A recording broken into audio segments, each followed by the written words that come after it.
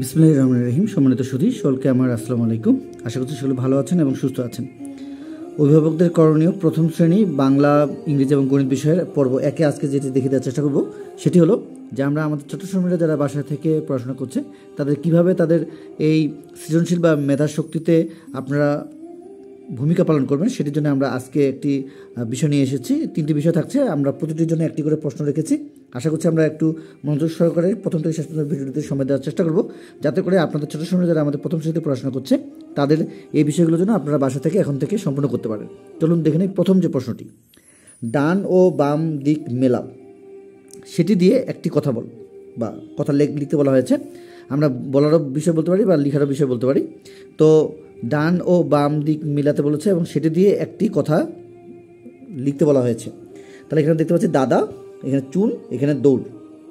তাহলে দাদা আমরা আকার দিয়ে এখানে মেলাবো, যেহেতু আকার দিয়ে এই শব্দটি হয়ে থাকে, এবং এখানে দেখতে পাচ্ছি চুন রসুকার দিয়ে হয়ে থাকে, এখানে মেলাবে, এবং দৌড় ঔকার দিয়ে হয়ে থাকে, এখানে তারা ডাক্তার মেলাবে। এখন এখানে একটি কথা বলতে বলা হয়েছে, যেমন দাদা, বা এখানে চুন, এখানে দৌড়। তাহলে পান খেতে চুনের প্রয়োজন হয়, বা আমি দৌড় দিয়ে বাড়িতে আসলাম, বা সে দৌড়ে আমার কাছে এলো।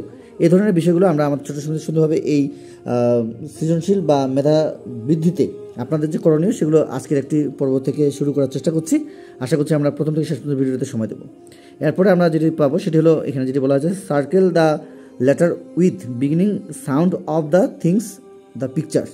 আচ্ছা, তো এখানে কিছু পিকচার থাকতে পারে, সেই পিকচার থেকে আমাদের ছোটো সময়দের যে কাজটি করতে হবে সেটি হলো যে সেই পিকচারটি দেখে, যেখানে যে ছবিটি থাকবে সেই ছবিটি দেখে ছবিটির প্রথম যে লেটারটি বা সাউন্ডটি বা যে লেটারটি দিয়ে শুরু হতে পারে সেই লেটারটি এখানে উচ্চারণ করতে হবে।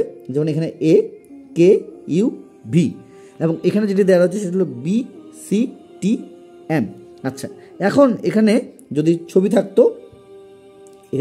থাকতো, আমব্রেলা, তাহলে সে এখানে ইউটাকে চিন্তা করতো এবং আমব্রেলা উচ্চারণের ক্ষেত্রে যে বিষয়টি এবং কিভাবে আমরা এটি শুরু করব সেই বিষয়গুলোর জন্য আমরা এই পর্বটি রেখেছি 2 নম্বরে। চলে যাব 3 নম্বরে, গণিত বিষয়, সেটি হলো ফাঁকা ঘরে চিহ্ন বসিয়ে পূরণ করো।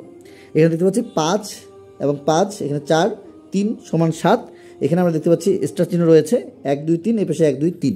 তাহলে এখানে আমাদের যে কাজটি করতে হবে, এখানে ফাঁকা ঘরে চিহ্ন বসাতে বলা হয়েছে।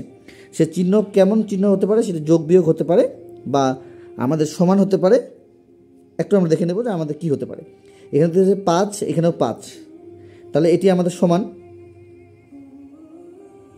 আচ্ছা, এরপর এখানে দেখতে পাচ্ছি 4, এখানে 3 সমান 7, তাহলে তার মানে এখানে 4 এবং 3 যদি আমরা যোগ করি তাহলে আমাদের 7 হয়, সেটি এখানে আমরা দেখতে পাচ্ছি। এবং এখানে যোগ চিহ্ন বসবে, এখানে সমান চিহ্ন বসবে। বা আমরা এখানে আরও যেটি করতে পারি যে আমাদের ছোটো সময় যদি এখানে যদি আরও কোনো অন্য অপশন থাকতো সমান দিয়ে বা অন্য কোনো বিষয়, তাহলে আমরা কিন্তু আরও অন্য বিষয়ের চিন্তা করতাম। এখানে দেখতে পাচ্ছি স্টার, এই পাশে 3, এখানে 3, তাহলে তার মানে এখানে আমরা সমান চিহ্নটি বসাবো।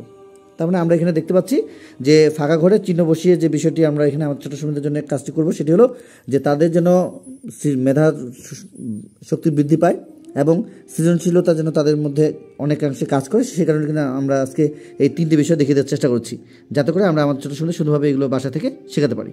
তো আমরা আরও খুব শীঘ্রই অন্য পর্বগুলো নিয়ে কাজ করার চেষ্টা করব এবং আপনাদেরকে দেখিয়ে দেওয়ার চেষ্টা করব। তো অভিভাবক হিসেবে আপনাদের আজকে এই বিষয়টি প্রথম পর্বে দেখিয়ে দেওয়ার চেষ্টা করেছিলাম, যা কিনা আপনাদের ছোটো সময় বাসা থেকে যেন এগুলো শিখতে পারে।